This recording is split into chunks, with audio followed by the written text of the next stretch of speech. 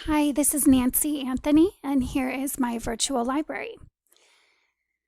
So, I enjoyed creating my virtual library because it encouraged me to branch out and read books from genres that I don't normally gravitate towards. And in doing so, I found a few new favorites that I'd like to share with you. So, the first book is under the contemporary realistic fiction genre, and it's I Survived the Attacks of September 11th, 2001 by Lauren Tarshis. This book is about a boy named Lucas who visits his dad's firefighter friend at his firehouse in New York City.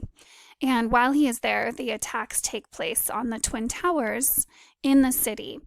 And the story is about Lucas and his experience in the devastation of the attacks. This is a great book for ages 7 and up, and I think for my older readers as a teacher, fourth grade, fifth grade, sixth grade, I would point my students towards these books if they're showing interest in some things that actually took place. Like I have a couple of other I Survived books here as well. And it just kind of inform them about something that happened in real life, but told through the eyes of somebody that they can relate to. For example, the attacks of September 11th, 2001. The next book that is one of my favorites is The Day You Begin. This book is by Jacqueline Woodson. And I think this book is a great first day of school book to read to a class on the first day. It's a story about a little girl named Angelina and children in her classroom sharing their stories about their summer vacations. And this story is about our differences from the way we look, the way we speak, the food we eat, how we live our lives. And in the end, it kind of circles back to being proud of who you are and that our differences are something to be proud of. So it's a beautiful book with a good lesson. The next favorite is the National Geographic Readers Anne Frank book.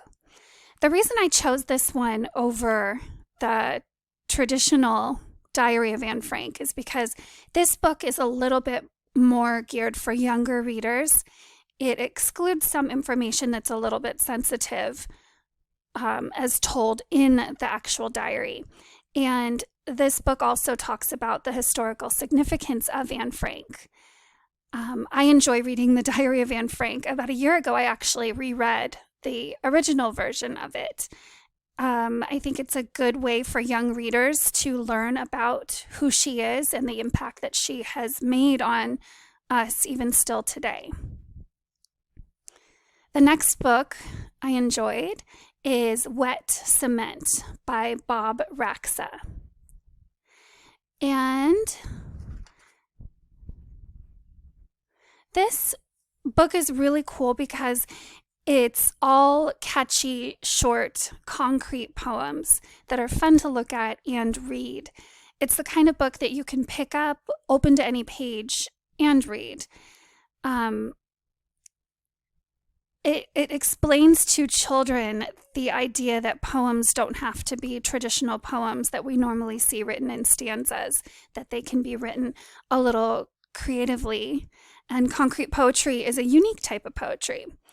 The beginning of this book also has some information for the reader explaining what concrete poems are, and again describing that they are a unique type of poetry. Finally, the last book I would like to point out is Why Mosquitoes Buzz in People's Ears. This is a West African tale, and I thought it was really fun to read. Everybody, including young children, know what mosquitoes are, and we all agree that they can be annoying. And I like when stories describe something that actually happens, that we experience, but describe it in a way that is kind of easy to understand, like a traditional folk tale. So, this is about lying and its consequences and the effects that lying has on others. It explains that mosquitoes buzz in people's ears because of their guilty conscience and because of the things that take place in this story. Because the mosquito lies, it affects a lot of the other animals negatively. So the mosquito feels guilty. So I thought that was a really fun book, and it would generate a lot of good discussions in the classroom.